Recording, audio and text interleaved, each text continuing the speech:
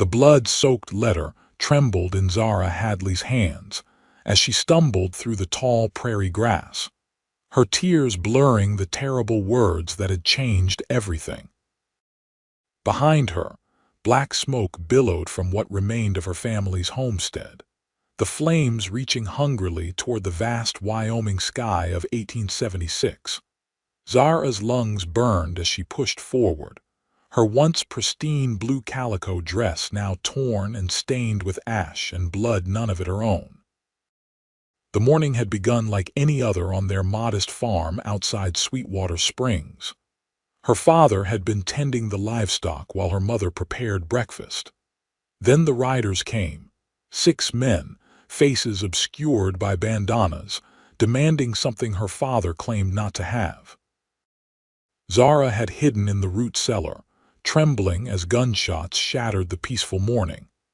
When she finally emerged, her parents lay still on the dusty ground, and the men were ransacking the house. She grabbed her mother's locket, a small pouch of coins hidden beneath a floorboard, and the mysterious letter her father had clutched even in death. Then she ran. Now, the vast emptiness of the Wyoming territory stretched before her in every direction. The nearest town was at least 15 miles away, and the October sun was already beginning its descent. The temperature would drop rapidly once darkness fell, and Zara had nothing but the clothes on her back. The sound of approaching hoofbeats sent a spike of terror through her heart. One of the riders must have seen her escape. With nowhere to hide in the open prairie, Zara pushed her exhausted legs to move faster, her breath coming in ragged gasps. "Hey, you there! Stop!" a deep voice called out behind her. Zara refused to look back, her feet pounding against the hard earth until her toe caught on a hidden prairie dog hole. She pitched forward with a cry, landing hard on the unforgiving ground. Pain shot through her ankle as she tried to scramble back to her feet. The rider approached quickly, the massive chestnut horse slowing to a stop just yards away. Zara finally looked up at the man who would surely end her life. He wasn't wearing a bandana. This stranger's face was fully visible, weathered by sun and wind, with several days' worth of stubble shadowing a strong jaw. His eyes, a startling shade of green, studied her with confusion rather than malice. "Miss, are you hurt?" he asked, swinging down from his saddle with a grace that spoke of a lifetime spent on horseback. Zara crawled backward, clutching the letter to her chest. "Stay away from me." The man stopped, holding his hands up in a gesture of peace. "I'm not going to harm you. Name's Gabriel West. I was riding to Sweetwater when I saw the smoke." His eyes moved to the distant plume still rising from her home. "That your place?" Zara's voice caught in her throat as fresh tears welled in her eyes. She nodded once, unable to form words. "Raiders?" Gabriel asked, his voice softening. "They killed my parents," Zara whispered, the first time she'd spoken the terrible truth aloud. "They were looking for something. This letter, I think." She clutched the blood-stained paper tighter. Gabriel's expression darkened. He glanced around the open prairie, scanning the horizon. "Those men could still be nearby. We need to get you somewhere safe." He extended a hand toward her. "Can you walk?" When Zara tried to stand, pain shot through her ankle, causing her to gasp and collapse back to the ground. "Please," she said, her voice breaking as she looked up at this stranger, her only hope in miles of wilderness. "Please don't leave me here." Gabriel's gaze softened. Without a word, he moved toward her, bending down to scoop her into his arms. Zara stiffened at first, then relented as he carried her to his horse. "I'll get you to safety," he promised, his voice low and determined as he settled her in the saddle before mounting behind her. "Just hold on." As the horse began to move, Zara felt Gabriel's strong arm around her waist, steadying her. She clutched the saddle horn with one hand, the mysterious letter with the other, as they rode away from the only home she'd ever known.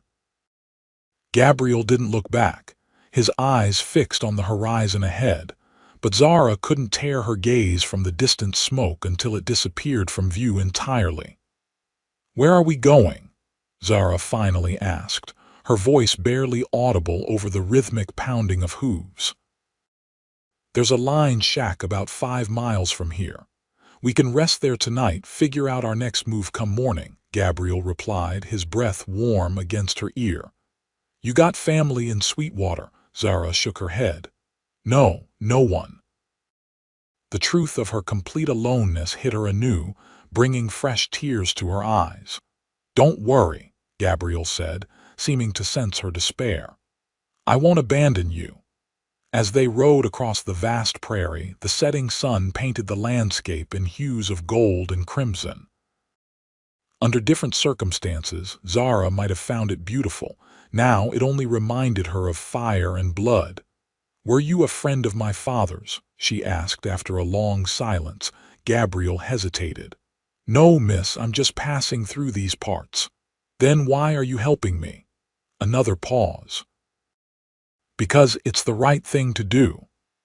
They rode in silence after that, the rhythm of the horse's gait eventually lulling Zara into an exhausted state between wakefulness and sleep.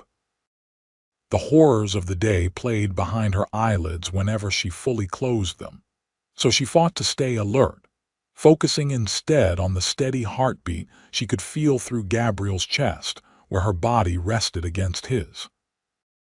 The line shack appeared as the last rays of sunlight vanished from the sky, a simple one-room structure made of rough-hewn logs with a small corral beside it.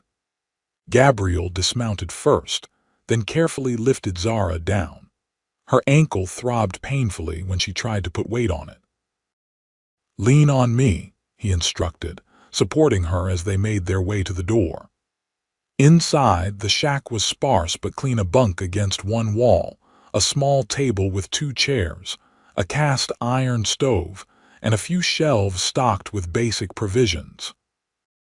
Gabriel helped Zara to one of the chairs before lighting the oil lamp hanging from a ceiling beam. In the warm glow, Zara got her first clear look at her rescuer. He was tall and broad-shouldered, dressed in typical cowboy attire: worn leather chaps over denim trousers, a faded blue shirt, and a dust-covered Stetson that he now removed, revealing thick dark hair that curled slightly at the ends. "Let me check that ankle," he said, kneeling before her. Zara hesitated, then slowly extended her injured foot. Gabriel's hands were surprisingly gentle as he removed her boot and examined the swollen joint. "Just a sprain, I reckon. Should heal up in a few days if you stay off it." He moved to the shelves, retrieving a canteen and a clean cloth. "Might help to wrap it." As he tended to her injury, Zara studied him cautiously. "Why were you headed to Sweetwater?" Gabriel's hands paused momentarily before continuing their work. "Looking for work. Heard the Diamond T Ranch was hiring. My father knew Mr. Thompson," Zara said, referring to the ranch owner. "He sold him cattle a few times." Gabriel nodded but offered nothing more. When he finished bandaging her ankle, he stood and moved to the stove. "You must be hungry. I'll see what supplies are here." While Gabriel prepared a simple meal of beans and hardtack, Zara finally unfolded the letter she'd been clutching for hours. The paper was stiff with dried blood, her father's blood, making some words difficult to decipher in the dim lamplight. "Joseph," it began, addressing her father. "The claim is proving more valuable than anticipated. A Sayers estimate gold worth $50,000 already extracted, with more to come. Enclosed is the map to the hidden shaft. Tell no one. Too many desperate men would kill for this information. Will return by month's end with proper equipment. Guard this secret with your life. Robert." Zara's hands trembled. A map. Gold. This was why those men had come, why her parents were dead, but there was no map enclosed with the letter. Mr. West, she said, her voice unsteady. I think I know why those men came. She held out the letter. Gabriel wiped his hands on his trousers before taking the paper. His expression remained carefully neutral as he read, but Zara noticed his jaw tighten. Your father had a gold claim, he asked, handing the letter back. I didn't know. He never mentioned it. Zara tucked the letter into her pocket. But there's no map with the letter. They must have been searching for it. Gabriel nodded slowly. That would explain their persistence. He returned to the stove, stirring the beans. Did they say anything specific? Anything that might tell us who they were? I couldn't hear much from the cellar, just shouting. Zara closed her eyes, trying to recall details through the haze of terror. One of them had a distinctive voice, raspy, like he'd damaged his throat somehow. He seemed to be the leader. Gabriel stilled. Raspy voice. Did he have a scar across his left cheek? Zara's eyes widened. Yes, you know him, Jasper Pike. Gabriel's expression darkened. He's wanted in 3 territories. Robbery, murder. He's not someone you want to cross. How do you know him? Zara asked, suddenly wary. Gabriel hesitated before answering. I was a deputy marshal for a spell up in Montana Territory. Pike was on our wanted list. I left the service 2 years ago. Gabriel didn't elaborate further, instead bringing 2 tin plates to the table. Eat. You need your strength. The beans were bland but warm, and Zara hadn't realized how hungry she was until the first bite hit her stomach. They ate in silence for several minutes before she spoke again. What happens tomorrow? Gabriel considered the question. Those men will be looking for you, figuring you might know where the map is. Sweetwater isn't safe. It's the first place they'll check. Then where can I go? I have no family, no money. Zara's voice broke. We'll head west, Gabriel decided. I have a friend who runs a trading post near South Pass. You can stay there while we figure out what to do about Pike and his gang. Zara questioned. This isn't your fight, Mr. West. Gabriel met her gaze directly. Pike made it my fight when he killed innocent people. Besides, he added, his voice softening slightly, I told you I wouldn't abandon you. I mean to keep that promise. After they finished eating, Gabriel insisted Zara take the bunk while he made a bedroll on the floor. Despite her exhaustion, sleep eluded her. Every time she closed her eyes, she saw her parents falling, heard the gunshots, smelled the smoke. Mr. West, she whispered into the darkness. Yes, Miss Hadley, thank you for saving me. There was a pause before he replied. Get some rest. We leave at first light. When Zara finally drifted into an uneasy sleep, she dreamed of running through endless prairie with no destination in sight, a letter clutched in her hand, turning to blood as she fled from shadows that never quite materialized into men. She woke with a start as the first gray light of dawn filtered through the single window. Gabriel was already up, stoking the fire in the stove and preparing coffee. He acknowledged her with a nod. How's the ankle? He asked. Zara carefully flexed her foot. Still painful, but better than yesterday. Good. We have a long ride ahead. He handed her a tin cup of black coffee. Drink this. It'll help. As they prepared to leave, Gabriel brought his saddlebags inside and extracted a worn but clean flannel shirt. You might want to change, he suggested, glancing at her blood-stained dress. Less likely to draw attention. Zara accepted the offering gratefully. When Gabriel stepped outside to give her privacy, she removed her ruined dress and slipped into his shirt, which hung to her knees. She tore strips from her petticoat to fashion a makeshift belt, then used more strips to rebind her ankle before pulling her boots back on. Outside, Gabriel was saddling his horse. He paused when she emerged, his expression unreadable as he took in her transformed appearance. It's not proper, I know, Zara said, suddenly self-conscious. Proper won't keep you alive out here, Gabriel replied practically. He reached into his saddlebag again and extracted a battered leather hat. "Here, sun gets fierce midday." The hat was too large, but Zara appreciated the gesture. As Gabriel helped her mount the horse, she couldn't help noticing how his hands lingered at her waist slightly longer than necessary. Once he swung up behind her, they set off westward, the rising sun at their backs. They rode in companionable silence for the first few hours, the vast Wyoming landscape stretching endlessly around them.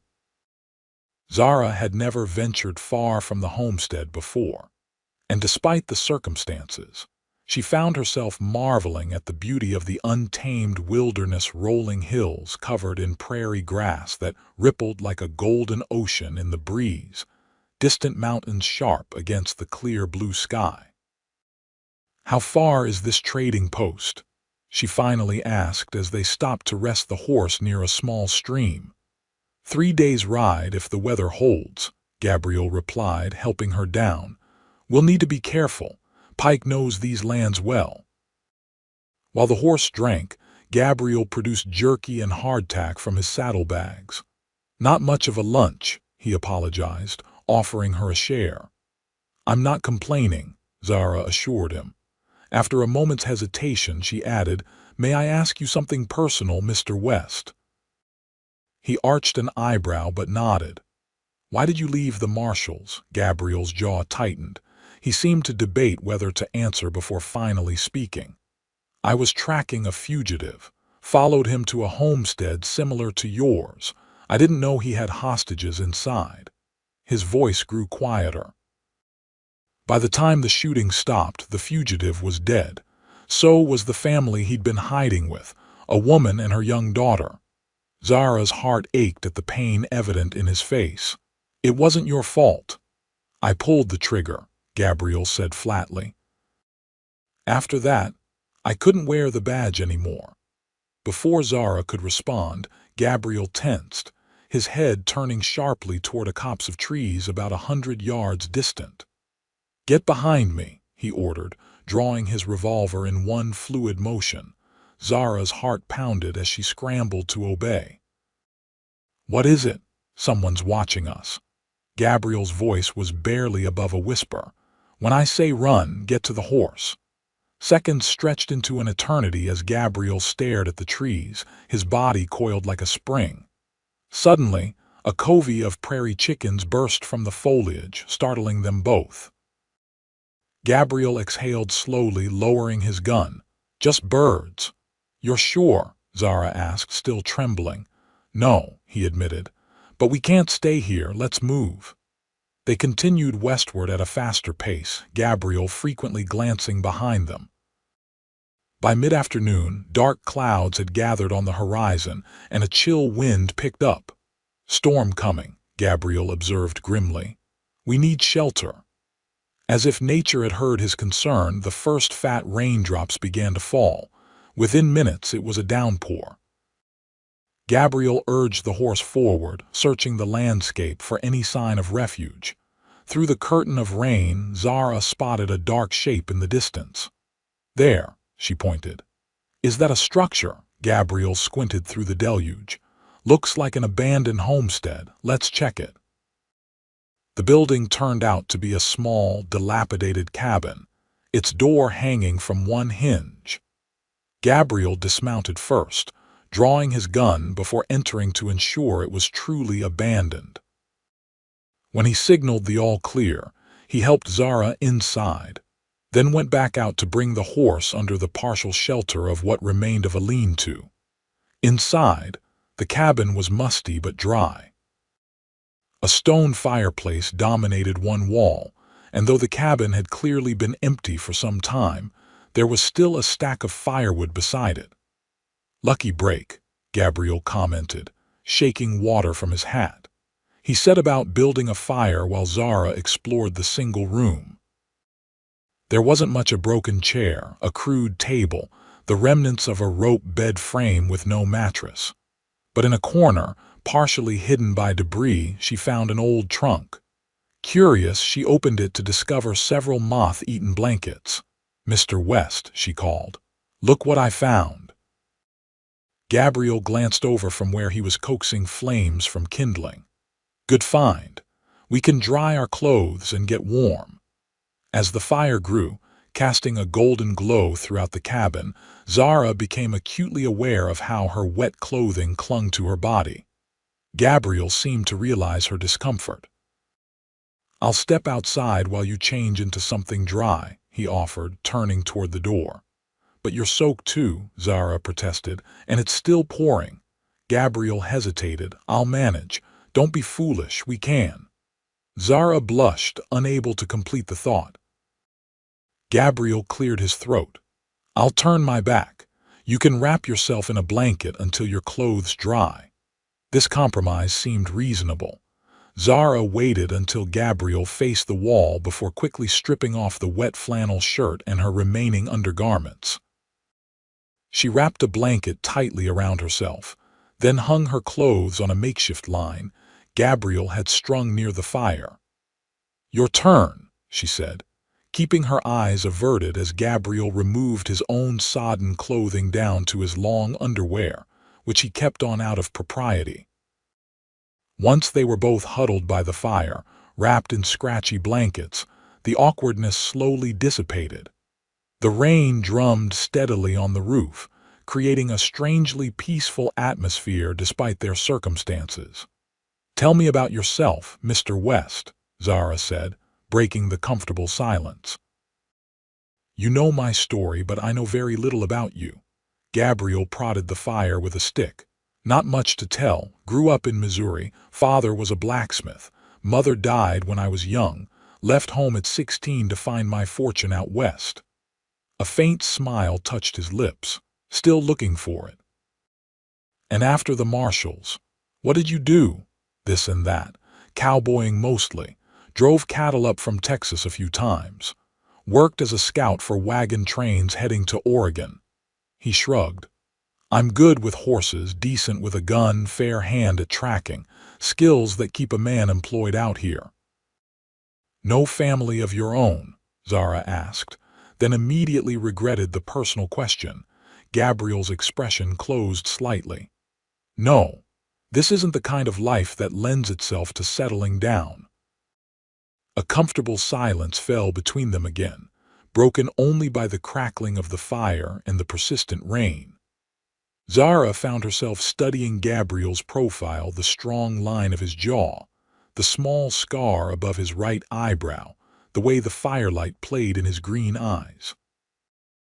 There was something comforting about his presence, a steadiness that made her feel safe despite the danger they were in. "What will you do?" Gabriel asked suddenly. "After we reach the trading post." Zara hadn't thought that far ahead. "I don't know. I have a little money my mother kept hidden. Maybe enough to get to Cheyenne or Denver, find work as a seamstress or housemaid." "What about the gold claim?" Zara frowned. "What about it? The map is missing, and even if it weren't, I wouldn't know the first thing about mining." "But it was your father's claim. By rights, it's yours now."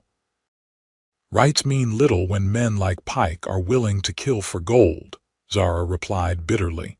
Gabriel studied her for a long moment. "You could sell the claim if we found the map. Enough money to start a new life anywhere you wanted. We don't even know if the claim exists. It could be a wild goose chase." Zara pulled the blanket tighter around herself. "Besides, I don't have the map." "Are you certain?" Gabriel asked. "Your father must have hidden it somewhere." Zara thought back to her father's final moments, how he'd clutched the letter even as life left him. "If he had it, the raiders would have found it. They tore the house apart." "Maybe not." Gabriel leaned forward. "Men like Pike, they think in obvious terms. Secret compartments, false bottoms, hollow books. But sometimes the best hiding place is the most ordinary one." Zara's mind raced. What could her father have done with something so valuable? Then a memory surfaced, her mother's locket, the one Zara had grabbed before fleeing. It had always seemed slightly heavier than it should be, but she'd never thought to question why.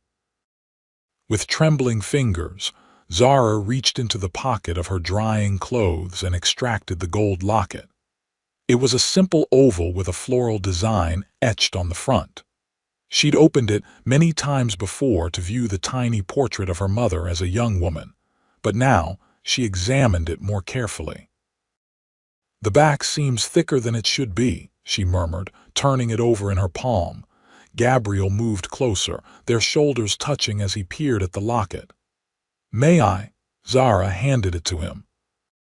His fingers, calloused from years of ranch work, proved surprisingly dexterous as he examined the piece of jewelry. After a moment, he pressed on the edge of the back plate in a particular spot. There was a faint click, and a second compartment opened. Inside, folded to a tiny square, was a piece of parchment. "The map," Zara breathed. Gabriel carefully extracted it, unfolding it on the floor between them.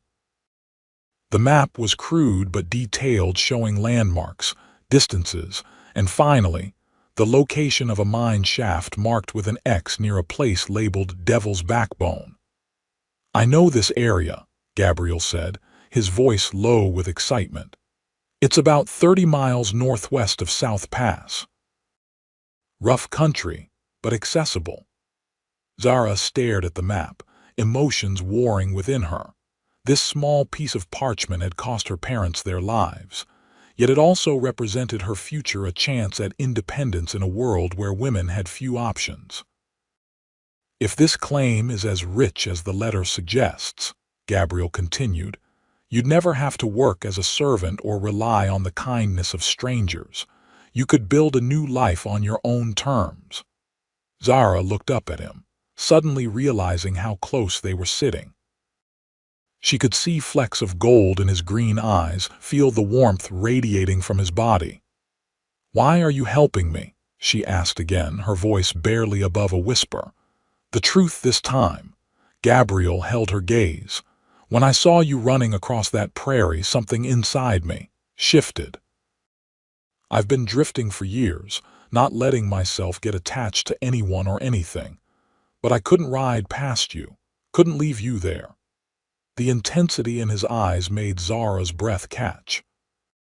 For a moment, she thought he might lean in closer, but instead, he carefully refolded the map and handed it back to her along with the locket. "We should get some rest," he said, his voice rougher than before. "Storm's not letting up anytime soon, but we'll need to move at first light." Zara nodded, returning the map to its hiding place and securing the locket in her pocket. They arranged their blankets on opposite sides of the fire, though the small cabin meant they were still only a few feet apart. "Good night, Mr. West," Zara said softly as she lay down. There was a pause before he replied. "Gabriel, you can call me Gabriel." Zara smiled into the darkness. "Good night, Gabriel." "Good night, Zara." The sound of her name on his lips followed her into dreams that, for the first time since the attack, weren't filled with terror. Morning brought clear skies and renewed purpose. Their clothes had dried overnight, and though the ground outside was muddy, traveling conditions were otherwise favorable. Gabriel seemed more reserved than the previous evening, maintaining a polite distance as they prepared to depart. As they rode westward, Zara found herself wondering what had caused his change in demeanor. Had she imagined the connection between them last night? Or was he simply remembering the barriers that should exist between them, a proper young woman and a man she'd known for barely 2 days? By midday, they'd covered significant ground. The landscape had begun to change, the flat prairie giving way to more rugged terrain with rocky outcroppings and scattered pine trees. They stopped in a sheltered hollow to rest the horse and eat a sparse lunch of the remaining jerky. "We should reach Miller's Creek by nightfall," Gabriel said, breaking a long silence. "There's a way station there. We can get proper supplies, maybe trade for a second horse." "How will we pay?" Zara asked, suddenly realizing the practical limitations of their situation. Gabriel patted his saddlebag.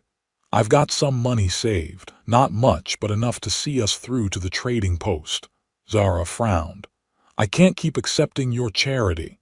"It's not charity," Gabriel replied simply. "Consider it an investment. When we sell that claim, you can pay me back." "And if the claim is worthless," a ghost of a smile crossed Gabriel's face, "then I reckon I made a poor investment."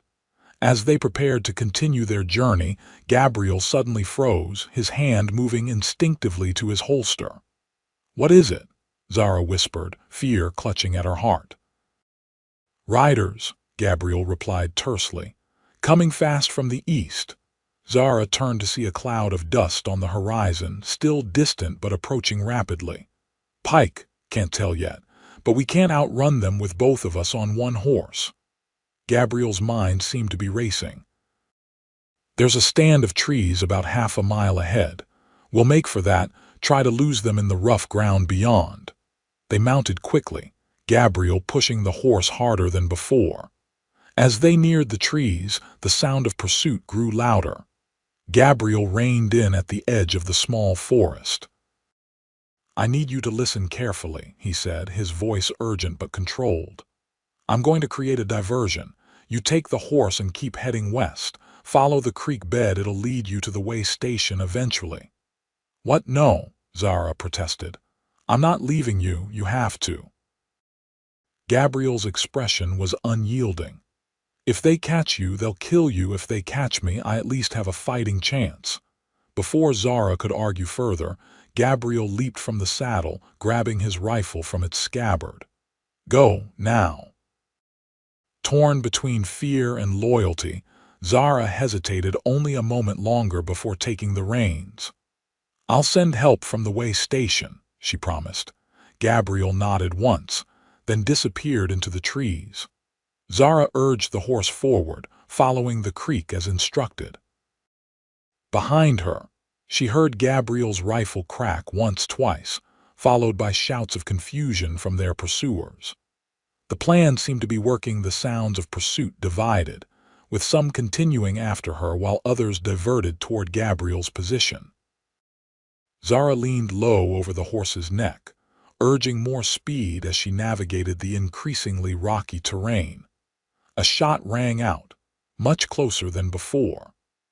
Zara glanced back to see two riders gaining on her, their horses fresher and unencumbered by double riders as hers had been.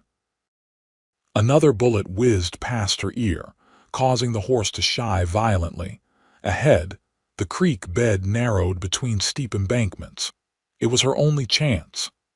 Zara guided the horse into the ravine, hoping the confined space would make her a more difficult target.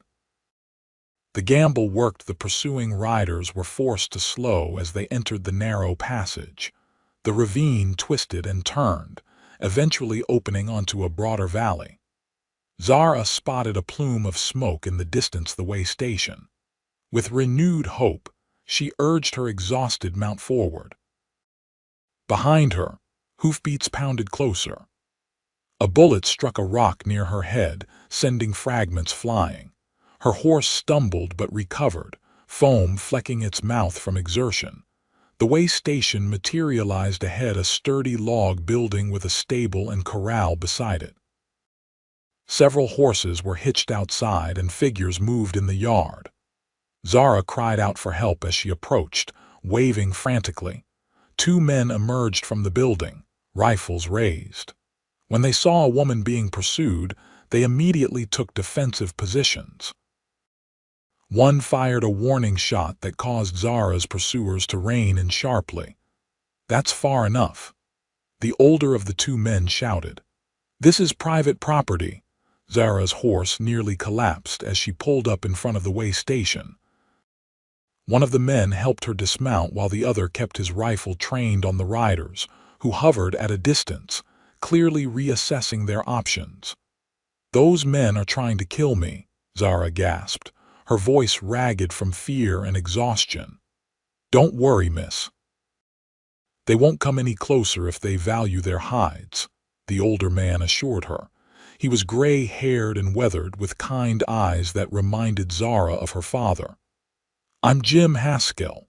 This is my son, Frank." The younger man nodded without taking his eyes off the distant riders, who were now retreating back the way they had come. "My friend," Zara said urgently. "He stayed behind to distract them. There were more riders. He needs help." Jim frowned. "Where exactly?" "About 5 miles east, near a stand of trees by the creek," Zara explained frantically. "Please, they'll kill him." Frank glanced at his father. "I'll go, Pa. Take a couple of the boys with me." Jim nodded. "Be careful. If it's who I think it is, they're bad business." As Frank gathered 2 other men who'd emerged from the building, Jim guided Zara inside. The way station was a single large room with a counter at one end, behind which were shelves of supplies. Several rough tables occupied the center space, and a massive stone fireplace dominated the far wall. "Sit down, miss. You look about ready to drop," Jim said kindly, leading her to a chair. "Martha," he called toward a back room, "we need some hot tea and food." A plump, pleasant-faced woman emerged, wiping her hands on an apron. She took one look at Zara's disheveled appearance and clucked sympathetically. "You poor dear. What happened to you?" Before Zara could answer, the door burst open and a man staggered in, supporting another who was bleeding profusely from a shoulder wound. "Raiders hit the Cooper place," the uninjured man announced grimly. "Tom here took a bullet. Anyone here know doctoring?" Jim's wife immediately moved to help, directing the men to lay the wounded one on a table.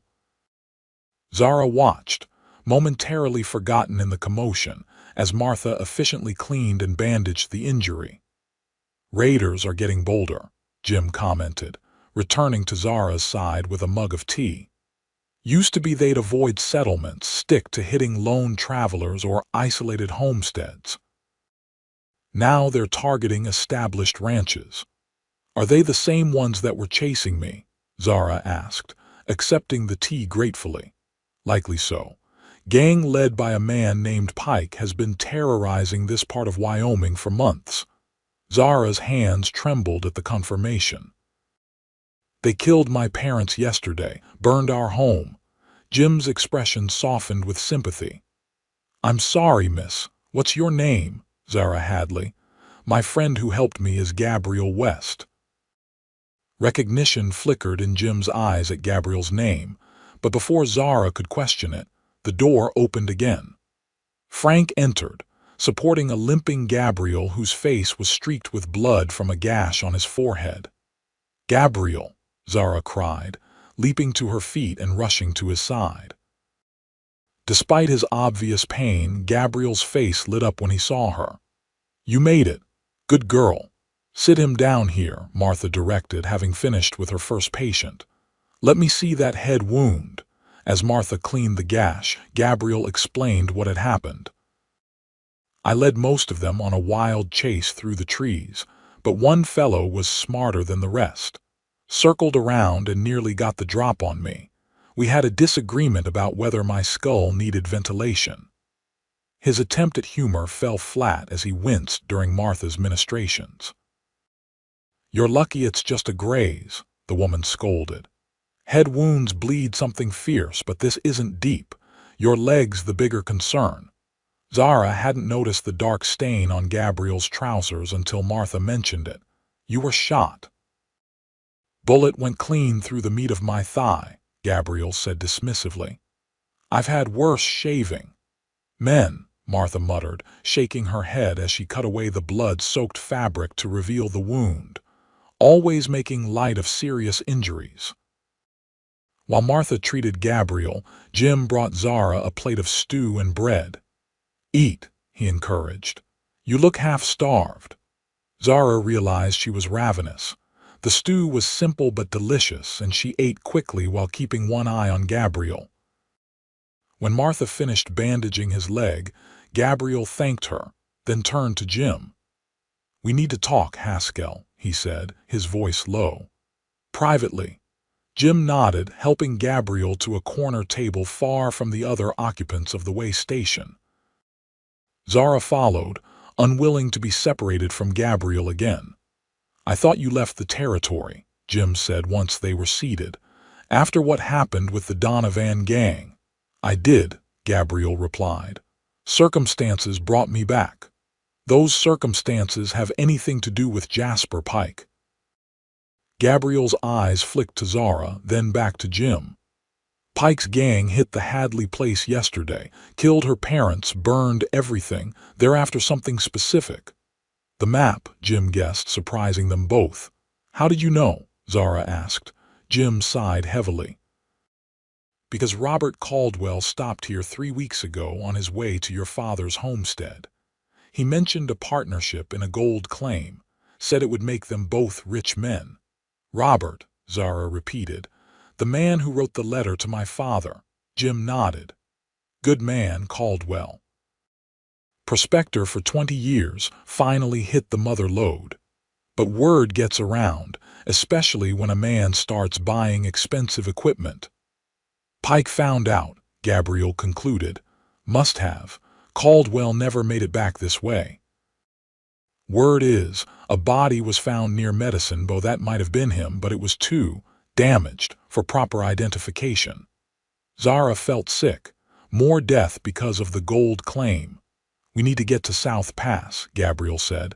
"To the trading post run by Samuel Burke." Jim's eyebrows rose. "Sam's place. That's another 2 days hard riding, and you're in no condition for it." "We don't have a choice. Pike won't stop coming after us." "You could stay here," Jim offered. "We've got 6 good men, all armed. Pike might think twice about attacking a defended position." Gabriel shook his head. "I won't put you and your family at risk. Pike's desperate enough to burn this place to the ground if he thinks it'll get him what he wants." Jim couldn't argue with that logic. "At least rest tonight.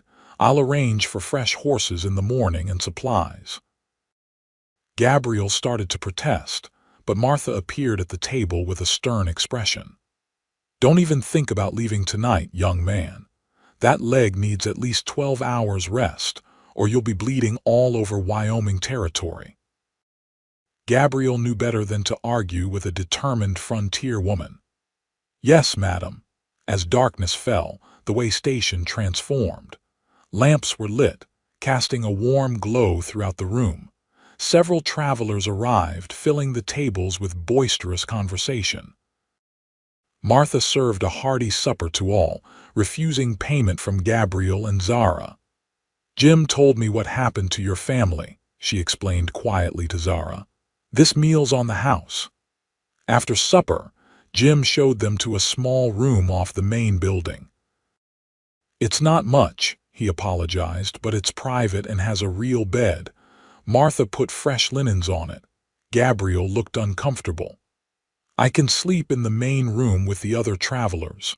"Nonsense," Jim replied. "With that leg you need proper rest. Besides," he added with a meaningful look, "better to keep the young lady close, considering the circumstances." Once alone in the small room, an awkward silence fell between them.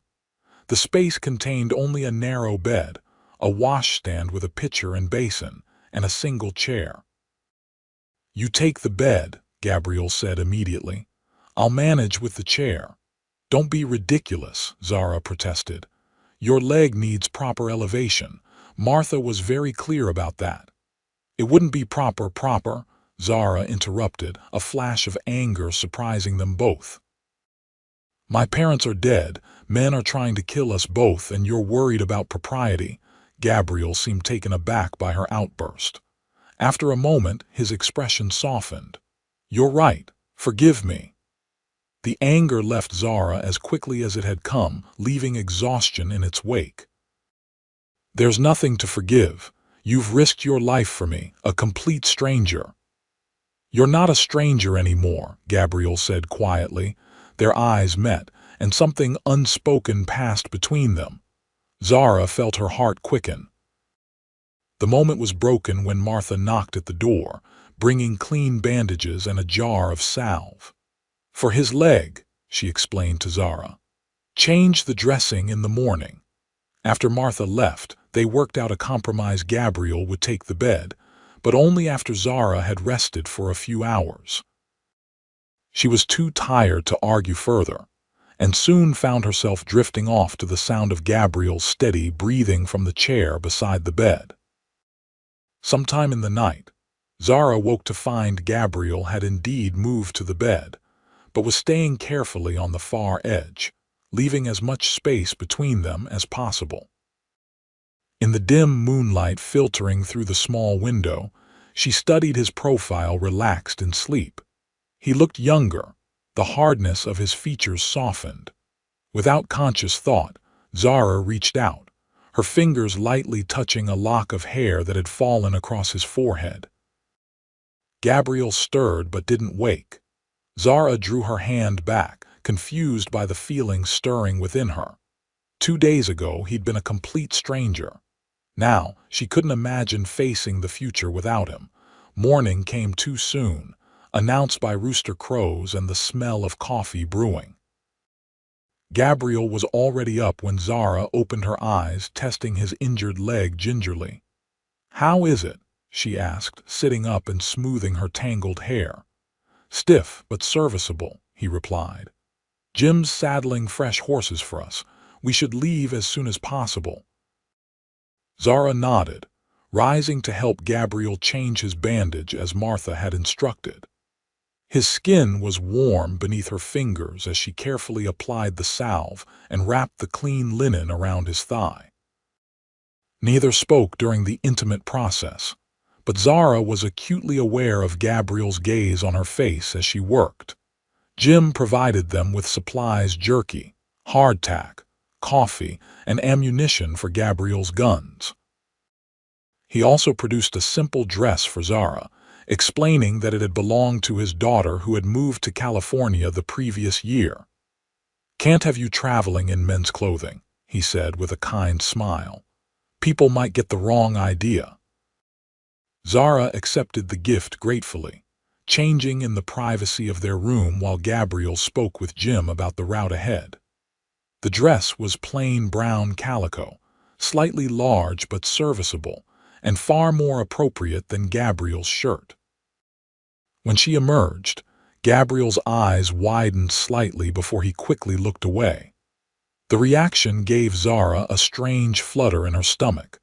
They departed with heartfelt thanks to Jim and Martha, who refused any payment for their hospitality. "Just be careful," Martha admonished, pressing a small package of biscuits into Zara's hands. "And come back to visit when this trouble's behind you." The fresh horses made good time through the increasingly mountainous terrain. Gabriel set a steady pace, frequently checking their back trail for any sign of pursuit. By midday, they had covered nearly 15 miles without incident. "You think we lost them?" Zara asked during a brief rest to water the horses at a small stream. Gabriel shook his head. "Pike's not the type to give up easily. He's probably gathering more men, planning his next move. Why not just ambush us on the trail? Too risky out here in open country. He can't be sure how many men we might have, or if we've sent for help." Gabriel adjusted his saddle, wincing slightly as he put weight on his injured leg. "He'll wait until we reach a settlement, try to figure out our plans.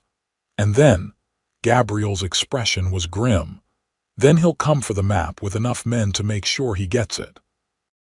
They rode in silence for a while, each lost in thought.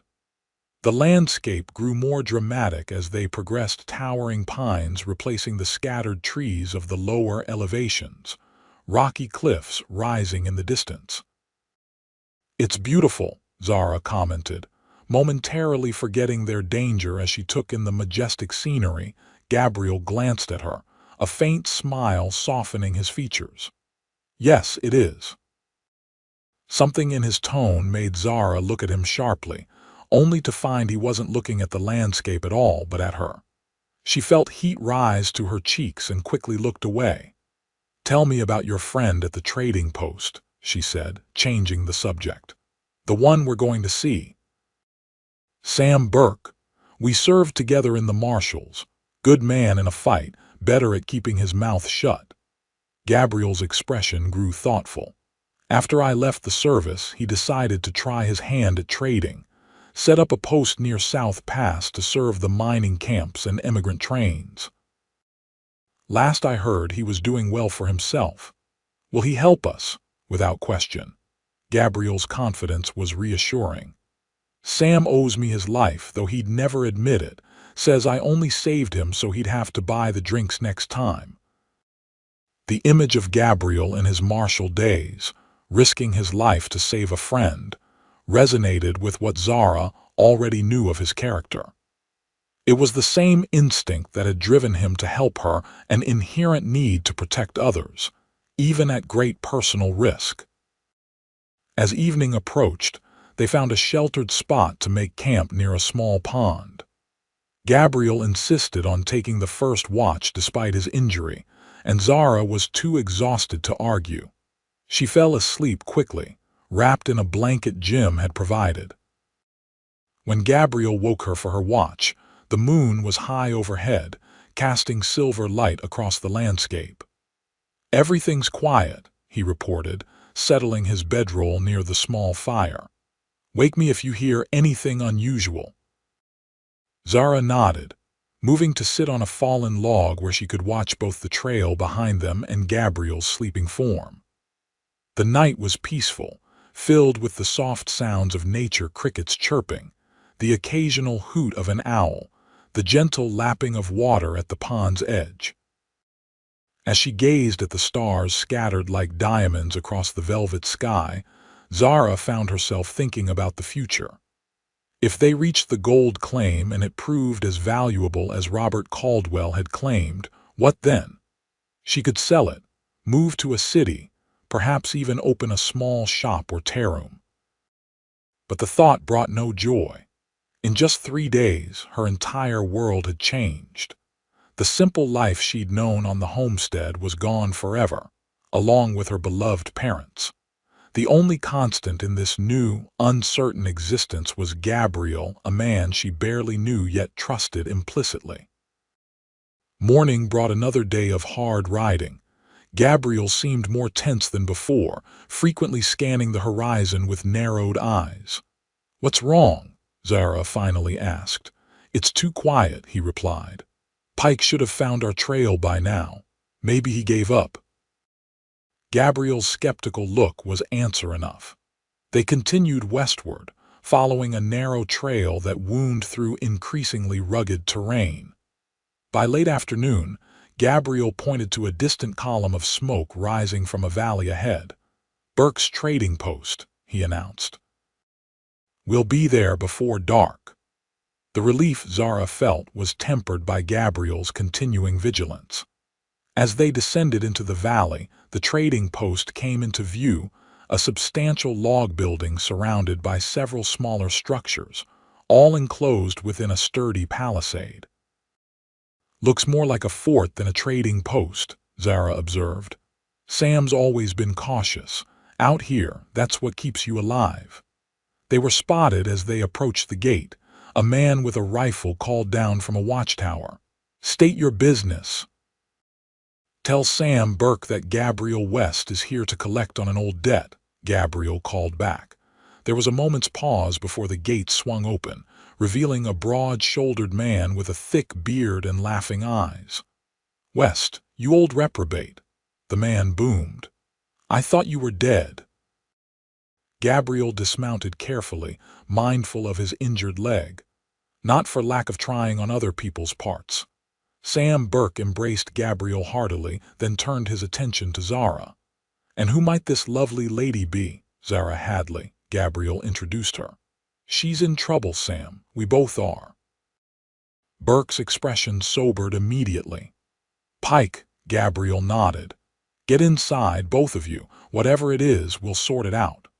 Once inside the palisade, Burke instructed his men to care for their horses, then led them to the main building.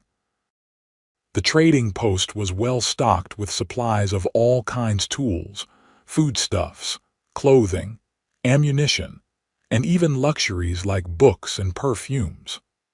A few customers browsed the merchandise, while a young woman managed transactions at a counter. "My daughter, Elizabeth," Burke explained, noticing Zara's gaze. "Lizzie, we have guests. Show Miss Hadley to the spare room while I speak with Gabriel." Elizabeth Burke was perhaps 18, with her father's laughing eyes and a friendly smile. "Come with me," she invited Zara. "You look like you could use a bath and some clean clothes." Zara hesitated, looking to Gabriel. "Go ahead," he encouraged. "You'll be safe here." The spare room turned out to be a comfortable chamber above the store with a real bed, washstand, and even a small vanity. Elizabeth brought hot water, soap, and a selection of clothing that might fit Zara. "These were my mother's," she explained. "She passed last winter, pneumonia." "I'm sorry for your loss," Zara said sincerely. "My parents died just 4 days ago, raiders." Elizabeth's expression softened with understanding. "Father told me about the Pike gang. They've been causing trouble all through the territory." As Zara bathed and changed into a simple blue dress that fit reasonably well, Elizabeth kept her company, chatting about life at the trading post. It was a welcome distraction from the anxiety that had been her constant companion since fleeing her home.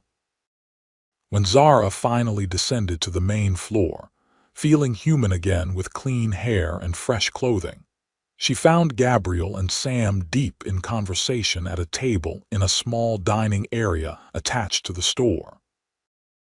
Gabriel looked up as she approached, his expression momentarily stunned before he recovered his composure. "You look rested," he said awkwardly. Sam grinned at his friend's discomfort. "What Gabriel means is that you look beautiful, Miss Hadley." Zara blushed, smoothing the skirt of the borrowed dress. "Thank you for your hospitality, Mr. Burke." "Sam, please, and it's my pleasure. Any friend of Gabriel's is welcome here." He pulled out a chair for her. "We were just discussing your situation. Gabriel tells me you have a map to a gold claim." Zara nodded, reaching for the locket she now wore around her neck. "It belonged to my father and his partner, Robert Caldwell." Sam's expression darkened. "Caldwell, I heard about his death. Nasty business." "You knew him?" Zara asked. "He stopped here about a month ago, buying supplies. Excited about some new find, though he was tight-lipped about the location." Sam glanced at Gabriel. "If Pike killed Caldwell for information about the claim, then found out your father was his partner." "They thought he'd have the map," Gabriel finished grimly. "And now they know Zara has it," Sam concluded, "which means they'll be coming here next." Zara's stomach twisted with fear. "I've brought danger to your home. I'm so sorry." Sam waved away her apology. "Pike's been looking for an excuse to raid my post for months. I've got good men, strong walls, and plenty of ammunition. Let him try." Despite Sam's confidence, Gabriel looked troubled.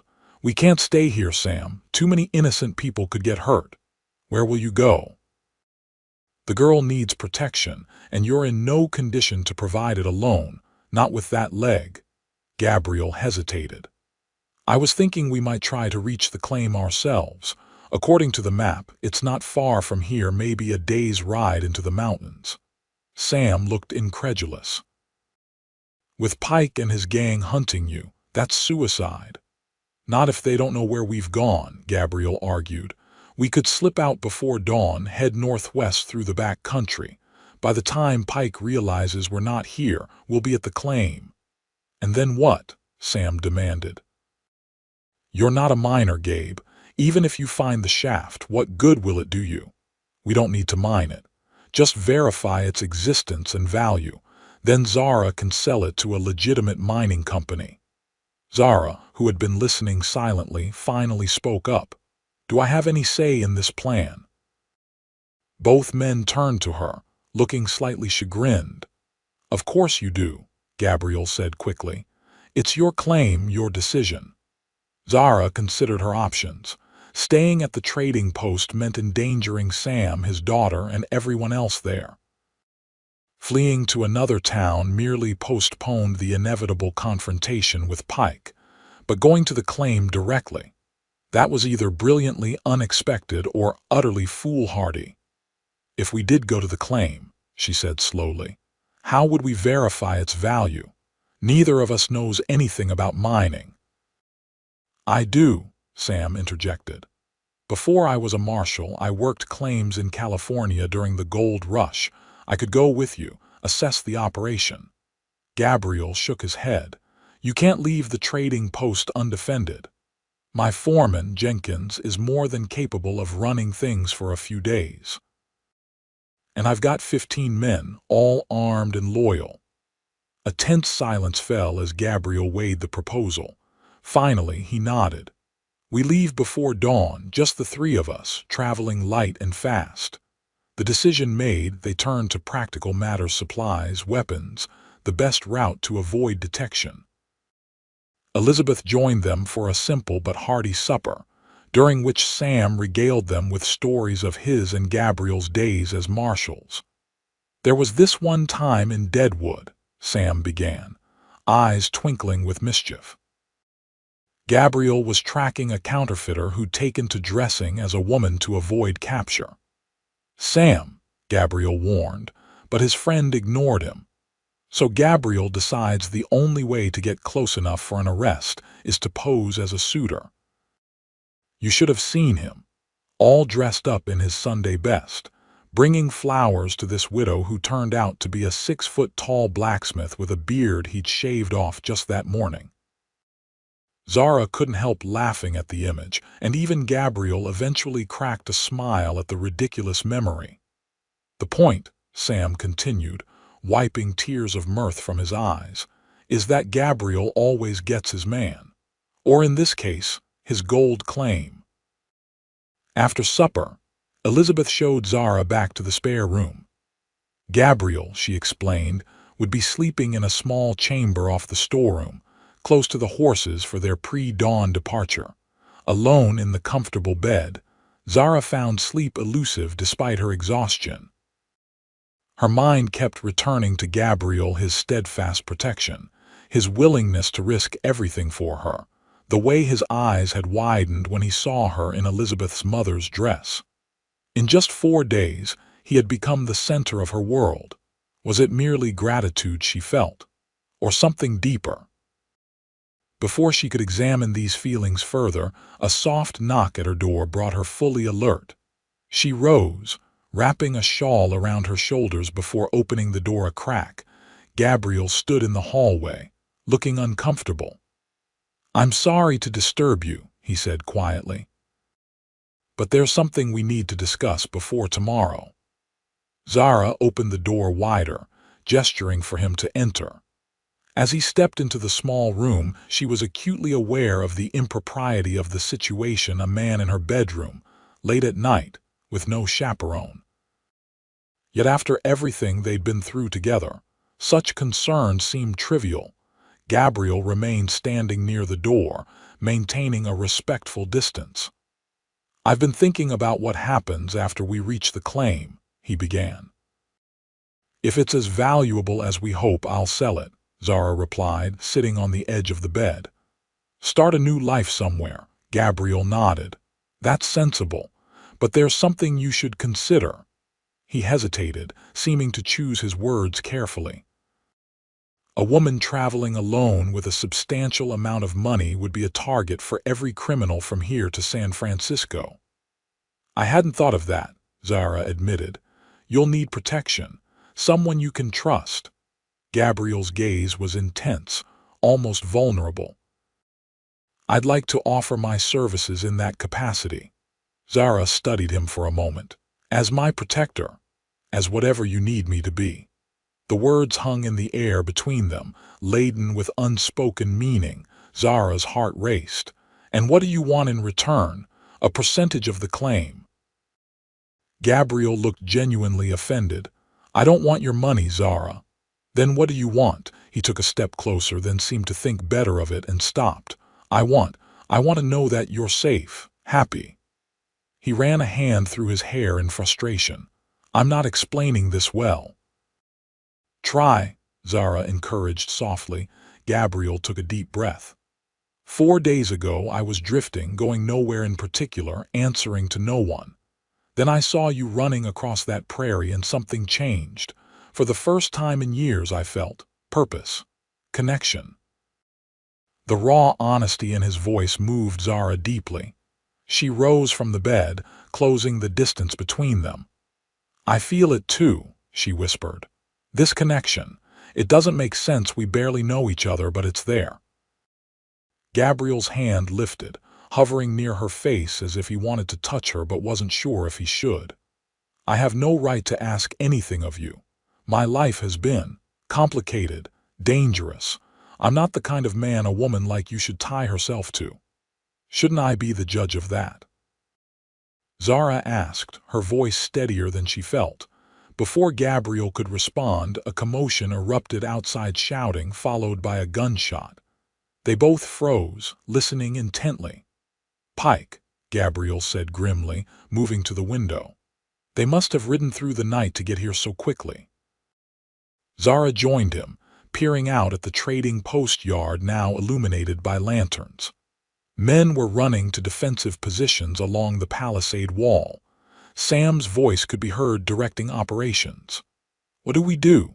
Zara asked, fear rising in her throat. Gabriel's expression hardened with resolve. We stick to the plan, but accelerate it. We leave now, while Pike is focused on the front gate. There's a back entrance Sam uses for emergency escapes. They moved quickly, Gabriel retrieving his weapons while Zara changed into riding clothes. Elizabeth had provided sturdy trousers, a flannel shirt, and a warm coat. They met Sam in the storeroom, where he had already prepared 3 horses. Pike's got at least 20 men, Sam reported grimly. They're demanding we turn over the girl and the map or they'll burn us out. What did you tell them? Gabriel asked as he checked his saddle. Told them to go to hell, of course. Sam grinned despite the seriousness of the situation. My men will keep them occupied at the front while we slip out the back. I've left Jenkins in charge. He knows to hold them off as long as possible, then surrender if necessary. No sense in needless bloodshed. Gabriel clasped his friend's shoulder. I never meant to bring this trouble to your door. You'd do the same for me, Sam replied simply. Besides, I've been wanting to see this famous gold claim myself. They led the horses through a narrow tunnel that ran beneath the palisade, emerging in a small clearing screened by dense trees. Behind them, the sounds of sporadic gunfire indicated that Pike's men were testing the trading post's defenses. We head northwest, Sam whispered, pointing to a barely visible trail leading into the forest. Stay off the main paths, stick to the high ground where we can see anyone following. If we push hard, we can reach the claim by noon tomorrow. With a final glance back at the trading post, where lantern light flickered through the darkness and the occasional shot rang out, they mounted their horses and disappeared into the night. The trail Sam chose was difficult, winding through dense forest, crossing rocky streams, climbing steep inclines that had them dismounting to lead the horses. But it was also unlikely to be discovered by pursuers, and they made good progress, despite the challenging terrain. Dawn found them high in the mountains, overlooking a vast wilderness of pine forests and rugged peaks. They paused to rest the horses and eat a cold breakfast of jerky and hardtack. How's your leg? Zara asked Gabriel, noticing his grimace as he dismounted. Stiff, he admitted, but functional. Sam studied the map from Zara's locket, comparing it to the landscape before them. We're making good time. The claim should be just beyond that ridge. He pointed to a jagged formation on the horizon. Devil's Backbone, they call it. Nasty piece of terrain, but a good place to hide a valuable mine. They continued their journey as the sun climbed higher, the air growing thin and cool at the increasing elevation. By mid-morning, they were traversing a narrow ledge along the face of a cliff, the horses picking their way carefully over loose shale. There, Sam said suddenly, pointing to a small plateau ahead. See that timber frame? That's a mine entrance. As they approached, the evidence of recent activity became clear: stacked lumber, mining tools, even a small cabin partially constructed nearby. But no people were visible. Caldwell must have hired men to start development, Sam mused as they dismounted. Then pulled them out when he went to see your father. They secured the horses and approached the mine entrance cautiously. Sam lit a lantern he'd brought, and they peered into the darkness of the shaft. "Looks professionally constructed," he commented, examining the support beams. Caldwell knew what he was doing. They ventured deeper into the mine, Sam leading the way with the lantern, Gabriel bringing up the rear with his rifle ready. The shaft descended at a gentle angle for about 50 yards before opening into a larger chamber. "Lord Almighty," Sam breathed, raising the lantern higher. The walls of the chamber glittered in the lamplight, veins of gold clearly visible in the quartz rock. Sam moved forward, examining the formation with an expert eye. "This is the real thing," he confirmed, his voice filled with awe. "High-grade ore and lots of it. Caldwell wasn't exaggerating. There's a fortune here." Zara stared at the glittering walls, trying to comprehend that this wealth was now hers. It seemed unreal, like something from a fairy tale rather than her actual life. Gabriel stood silently, his expression unreadable as he watched her reaction. When their eyes met, something passed between them, an understanding, perhaps, of how dramatically their lives had changed in just a few days. They explored the mine further, finding additional chambers and tunnels, all showing signs of rich deposits. By the time they emerged into the sunlight, Sam was practically vibrating with excitement. "This is one of the richest strikes I've seen since California in '49, he declared. "Properly developed, this mine could yield gold worth hundreds of thousands of dollars, maybe more." Zara felt dizzy at the figure. "What do I do now?" "Sell it," Sam advised, "to a legitimate mining company with the resources to develop it properly. I have contacts in Denver who would pay handsomely for a claim this promising." "How handsomely?" Gabriel asked, his practical nature asserting itself. Sam considered. "With proper documentation and my personal verification of the claim's value, I'd estimate at least $50,000, possibly much more. $50,000. The sum was almost incomprehensible to Zara, who had grown up in a household where $5 was considered a significant amount. "But first," Gabriel interjected, "we need to deal with Pike. As long as he's hunting us, Zara can't safely negotiate any sale." Sam nodded grimly. "I've been thinking about that. Pike's not just going to give up and go home. Even if we evaded him this time, he'll keep coming." "So what do we do?" Zara asked. "We end it," Gabriel said, his voice hard with determination. "Once and for all." Sam studied his friend for a moment, then nodded. "You're thinking what I'm thinking. Set a trap," Gabriel confirmed. "Use the mine as bait."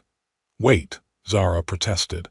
"You want to deliberately lead Pike here, after all we've done to escape him."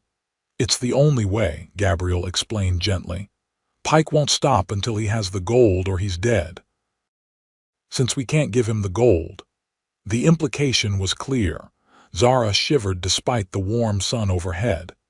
"There has to be another way." "We could run," Sam acknowledged. "Keep running for months, maybe years. But Pike has connections throughout the territories. Sooner or later he'd find you." Zara knew they were right, but the thought of more violence, more bloodshed, made her physically ill. How would this trap work? Gabriel and Sam exchanged looks. "We send a message," Gabriel began. "Let Pike know we found the mine, that we're willing to negotiate a partnership." "He'd never believe that," Zara objected. "He would if we made it conditional on him coming alone," Sam countered. "We could claim we don't trust his men, that we want to speak only with him." "Pike's greedy enough to consider it," Gabriel added. especially if we hint that the mine is even richer than expected. And when he arrives, Zara asked, though she already knew the answer. Gabriel's expression was grim. Justice finally catches up with him. The plan took shape quickly. Sam would return to the trading post, supposedly to negotiate on behalf of Gabriel and Zara. He would tell Pike that they had found the mine but were willing to discuss terms provided Pike came to the meeting point alone, unarmed. "He won't come alone, and he certainly won't come unarmed," Gabriel explained to Zara as they prepared the site. "But his greed will compel him to come with minimal backup, thinking he can overpower us and take everything. And then we spring the trap." Gabriel indicated the positions they had selected: high ground with good visibility, multiple escape routes if needed, and most importantly, a clear field of fire. Zara felt sick at the calculated nature of their planning, yet she understood the necessity. Pike had murdered her parents, would have murdered her without hesitation, and would continue killing innocents in his pursuit of wealth. This wasn't revenge, it was justice, as Gabriel had said. Sam departed that afternoon, planning to reach the trading post by nightfall. If all went according to plan, Pike would arrive at the designated meeting point, a small clearing half a mile from the actual mine, the following noon. Alone with Gabriel at the cabin site, Zara found herself unusually quiet as evening approached. They prepared a small fire and a simple meal from their supplies, then sat side by side watching the flames dance in the gathering darkness. "Having second thoughts?" Gabriel asked softly. Zara shook her head. "Not about Pike. He deserves whatever fate awaits him." She paused, gathering her thoughts.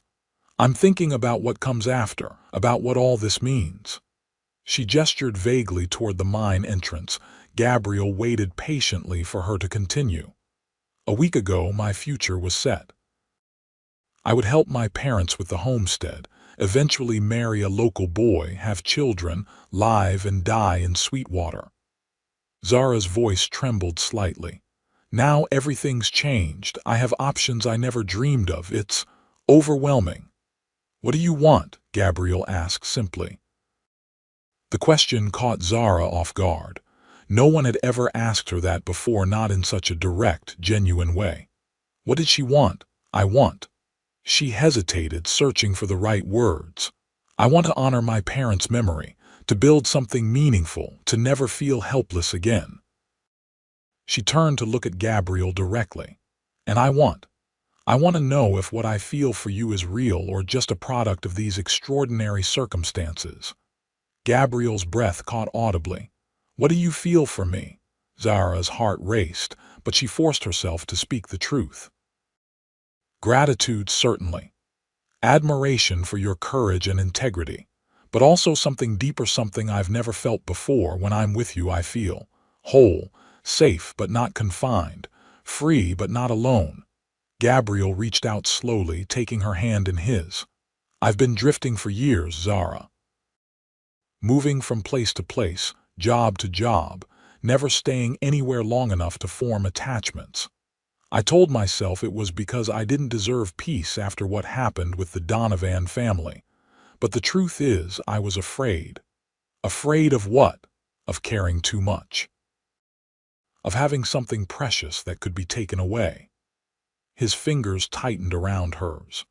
"Then I saw you running across that prairie, and suddenly all I could think about was keeping you safe. Not because it was the right thing to do, but because the thought of any harm coming to you was unbearable." Zara's free hand moved to Gabriel's face, gently tracing the line of his jaw. "Is that love, do you think? This feeling that another person's welfare matters more than your own?" "I think," Gabriel said softly, "that love is when you can't imagine your future without someone in it." The truth of his words resonated deep within Zara's heart. She couldn't imagine her future without Gabriel, didn't want to. Despite the brevity of their acquaintance, The intensity of their shared experiences had forged a connection deeper than many lifelong relationships. Slowly, giving him every opportunity to pull away, Zara leaned forward until their lips met in a gentle kiss. Gabriel remained perfectly still for a heartbeat, then responded with a tenderness that brought tears to her eyes. When they finally separated, Gabriel rested his forehead against hers. "We hardly know each other," he whispered, echoing her earlier thoughts. "Then we'll learn," Zara replied simply. "Day by day, if you want to." Gabriel's answer was another kiss, deeper than the first, filled with promise and possibility. They spent the night talking by the fire, sharing stories of their pasts, dreams for their futures. Gabriel spoke of his childhood in Missouri, his complicated relationship with his father, his brief career as a marshal, and the tragedy that ended it.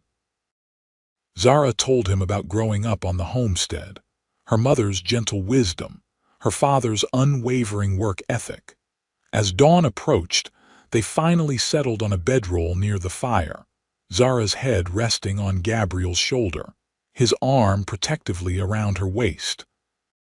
It wasn't proper by society's standards, but propriety seemed a distant concern compared to the comfort of human connection after days of fear and uncertainty.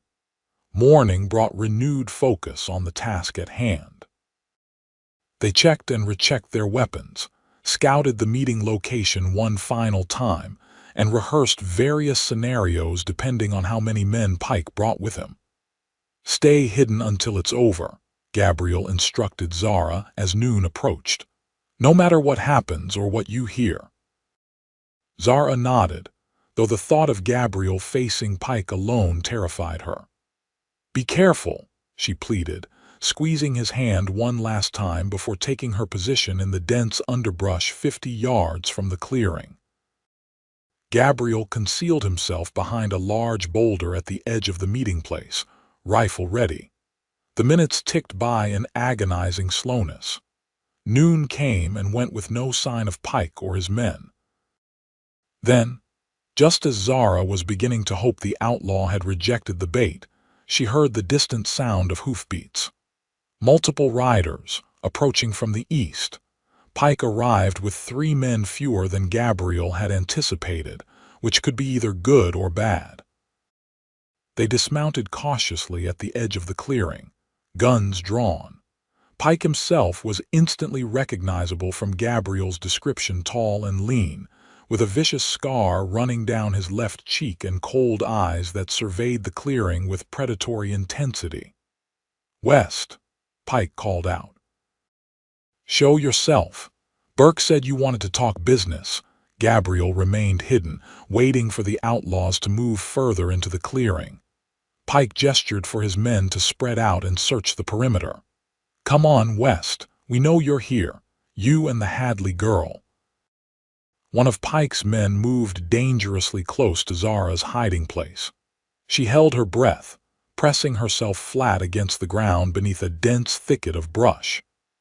The man passed within feet of her position, but continued on without noticing her presence. Gabriel chose that moment to make his move.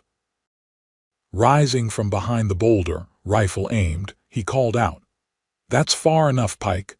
The outlaws whirled, guns raising instinctively, but Gabriel had the advantage of position and preparation. His first shot caught one of Pike's men in the chest, dropping him instantly. The second outlaw managed to fire a wild shot before Gabriel's second bullet found its mark. Pike and his remaining man dove for cover behind fallen logs. "You double-crossing bastard," Pike shouted. "Where's the girl? Where's the map?" "The map served its purpose," Gabriel replied calmly, shifting position to avoid the return fire. "The gold is already ours. You lost, Pike." The exchange of gunfire continued for several tense minutes, neither side able to gain a clear advantage. Zara remained hidden, heart pounding so loudly she was certain it would give away her position. Then disaster struck.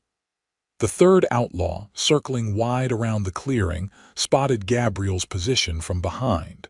Before Zara could shout a warning, the man fired. Gabriel cried out in pain, falling forward as the bullet struck him in the back. "No!" Zara screamed, her voice echoing through the clearing. Pike's head snapped in her direction. "There she is! Get her!" The outlaw who had shot Gabriel started toward Zara's hiding place. Without thinking, she grabbed the pistol Gabriel had insisted she carry and fired. Her shot went wide, but it was enough to make the man hesitate. Gabriel, despite his wound, managed to roll onto his side and fire his rifle one-handed. The bullet caught the outlaw in the leg, sending him sprawling. Before he could recover, Gabriel fired again, this time with deadly accuracy. Pike, realizing he was now alone, broke from cover and ran for the horses. Gabriel struggled to his feet, staggering as he attempted to pursue. "Gabriel, stay down," Zara cried, emerging from her hiding place. "You're hurt." Ignoring her, Gabriel raised his rifle for one final shot as Pike mounted his horse. The rifle cracked, and Pike jerked in the saddle before toppling slowly to the ground. Silence fell over the clearing. Gabriel collapsed to his knees, the rifle falling from his grasp.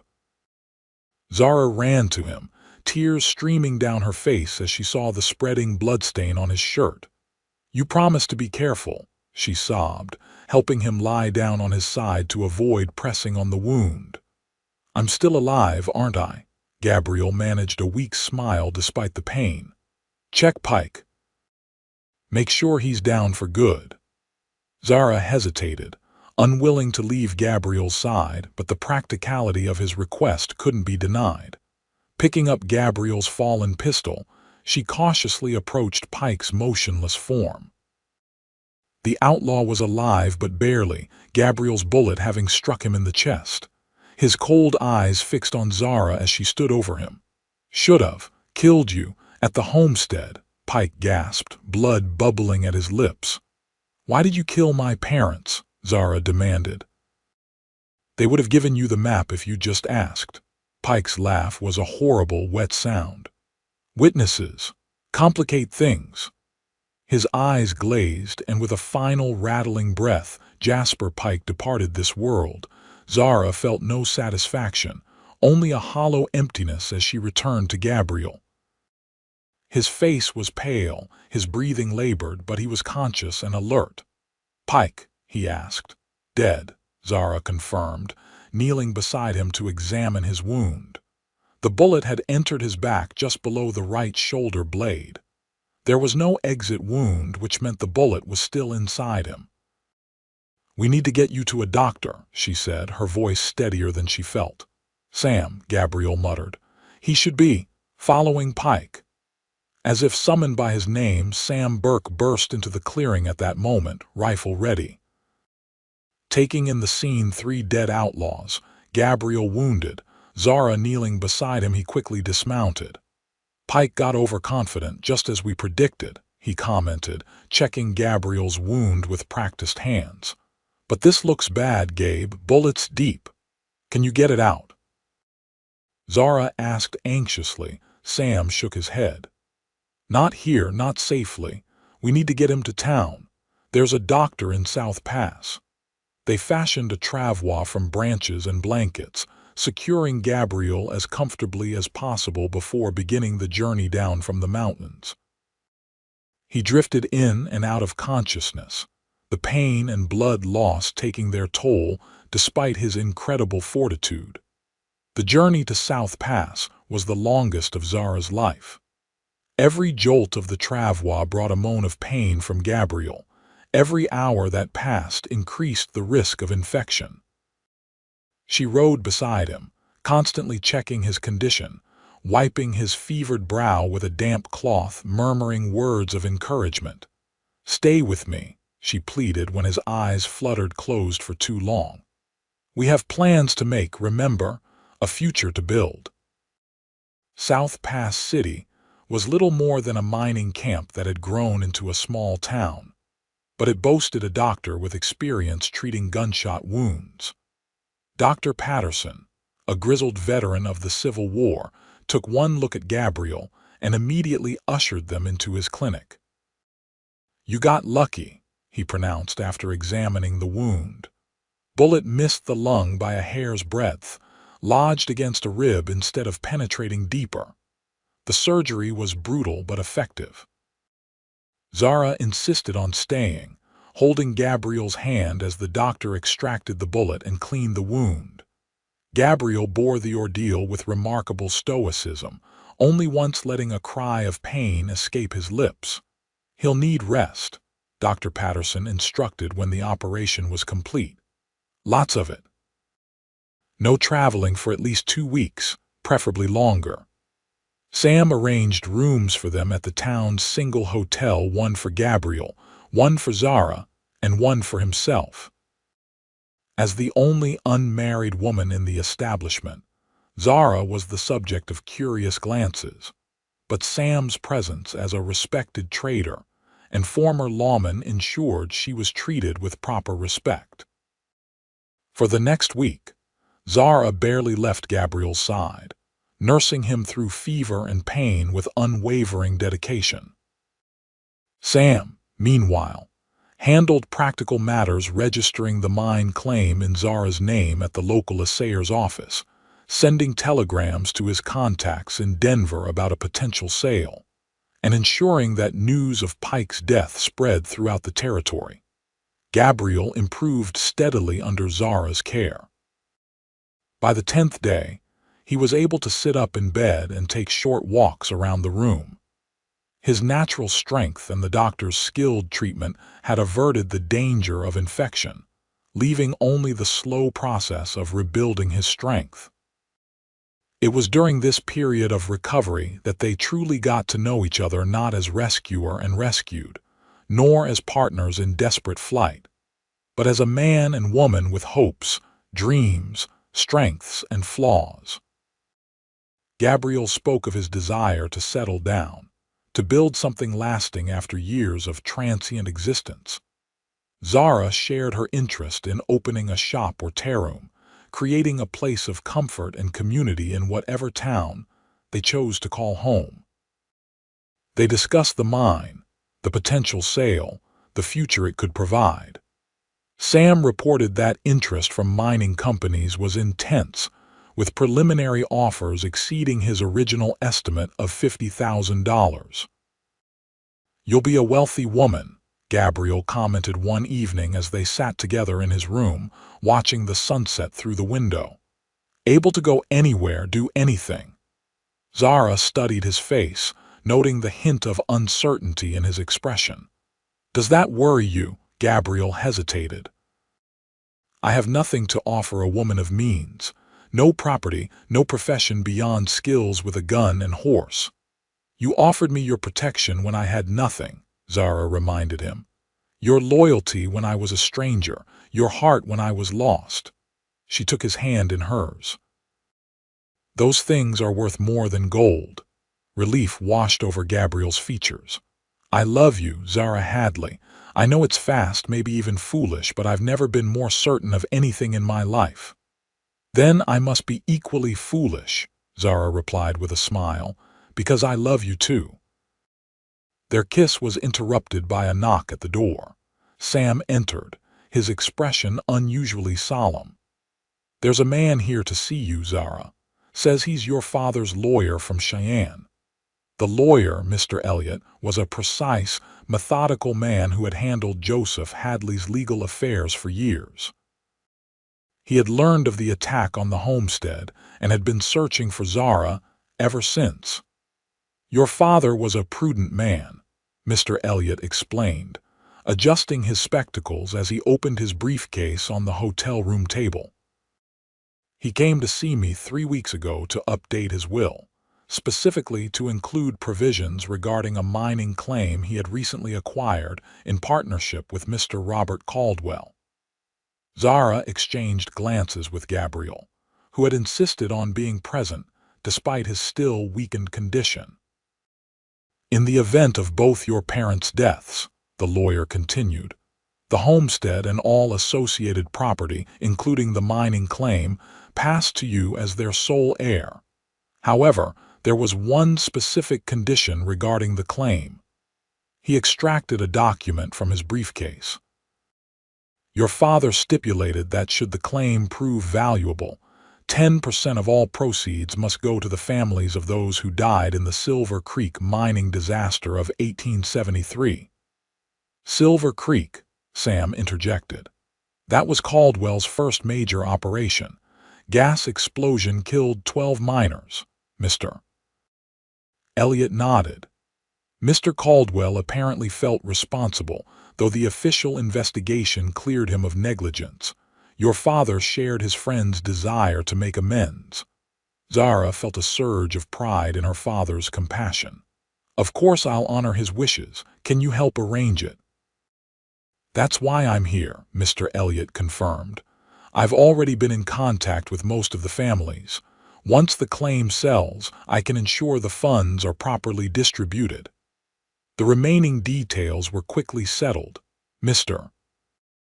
Elliot would handle the legal aspects of the mine sale, ensure the Silver Creek families received their share, and assist Zara with investing the remainder to provide long-term security.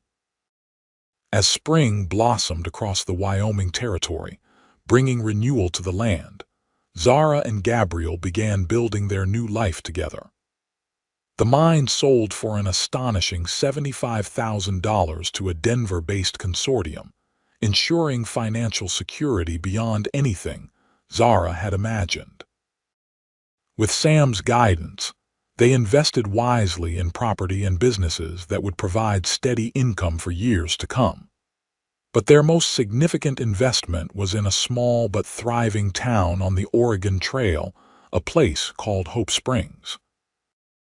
There, they purchased a handsome two-story building on the main street. The ground floor became Hadley's Tea Room and Bakery, fulfilling Zara's dream of creating a welcoming haven for travelers and locals alike. The upper floor became their home, simple but comfortable, filled with light and laughter. Gabriel, to his own surprise, discovered a talent for business management. While Zara handled the day-to-day operations of the tea room, he oversaw their investments and developed a successful sideline in horse breeding, using his expert knowledge to develop stock that was sought after throughout the territory. Sam Burke visited often, always bringing news and small luxuries from his trading post. Elizabeth eventually married a young doctor who had set up practice in South Pass, giving Sam his first grandchild the following year. On a perfect autumn day, exactly 1 year after Gabriel had carried Zara across the prairie away from the smoking ruins of her homestead, they stood together in the small church in Hope Springs and exchanged wedding vows. The ceremony was simple but joyful, attended by Sam, Elizabeth and her husband, and the new friends they had made in town. I never thought I'd find happiness again after losing my parents, Zara confessed that evening as they sat on the porch of their home, watching the sunset paint the western sky in shades of gold. It seemed impossible that anything good could come from such tragedy. Gabriel's arm tightened around her shoulders. Your father's letter said the gold claim would make him rich. He couldn't have known it would lead to something far more valuable. What's that? Zara asked, though she already knew the answer. Gabriel turned to face her, his green eyes filled with the love that had grown steadily stronger through months of healing, planning, and building their life together. A second chance, he said simply, for both of us. As twilight deepened into night, they remained on the porch, wrapped in each other's arms, no longer looking back at the past that had brought them together, but forward to the future they would build day by day, year by year together. 5 years later, the Hadley West home was filled with the laughter of children, their 3-year-old son Joseph, named for Zara's father, and infant daughter Grace. The tea room had expanded to include a small hotel that was known throughout the region for its comfort and hospitality. Gabriel's horse breeding operation had gained national recognition, with buyers coming from as far as Kentucky to purchase his stock. Sometimes, on quiet evenings when the children were asleep, Zara would take out her mother's locket, empty now of its secret map, but still precious for the memories it held. She would remember that terrible day when everything changed, and the desperate plea she had made to a stranger on the vast Wyoming prairie. "Please don't leave me here," she had begged. And Gabriel hadn't, not then, not ever. Instead, he had carried her not just across the prairie, but into a new life filled with love, purpose, and the kind of happiness she had never dared to imagine. It wasn't the gold that had made them rich, but the journey they had taken together, a journey that began with loss and fear, but led to the greatest treasure of all, a love that would endure through all the seasons of their lives.